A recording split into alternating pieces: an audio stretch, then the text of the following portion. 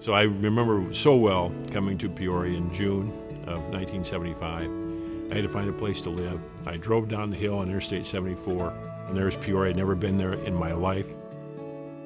I looked all over town, and I found a little house over on El Vista in central Peoria. Actually, it was a 2-stall garage.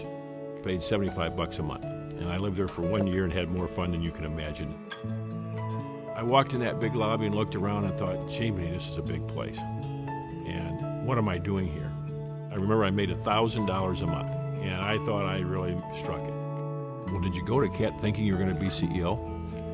And I laugh at that because I'm not sure I knew what a CEO was at 22 years old. A desk is a dangerous place from which to view the world.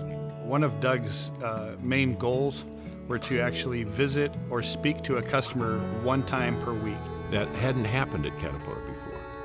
You actually have to get out in the environment. You have to go to the customer site and see what's taking place out in the world. You could actually see some of the surprised looks on people's face, like, wow, the chairman and CEO really just walked in here and walked up to us and are going to start asking us questions.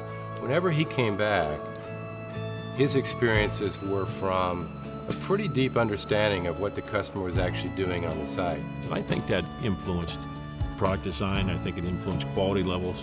I think people saw a customer and they realized, boy, there's somebody behind that machine that owns that, counts on it. It's just fascinating what's happened to the world since I've been employed at Caterpillar. Doug started his career probably in '75. Many of the markets were not open to us, and if you kind of fast forward through 41 years, the company has clearly changed. There's only a handful of countries that we can't sell to everybody. It's the greatest thing that ever happened to Caterpillar, and to me personally, and to Caterpillar employees over that 40 years. No matter where you go in the world, and you say you're from Caterpillar, people say, oh, I know Caterpillar. I think as I look back, the experience I gained through so many boom and bust cycles. To lead Caterpillar in probably one of our most difficult periods, the 4-year downturn. And you want your strong leader around when you have to deal with such a challenge.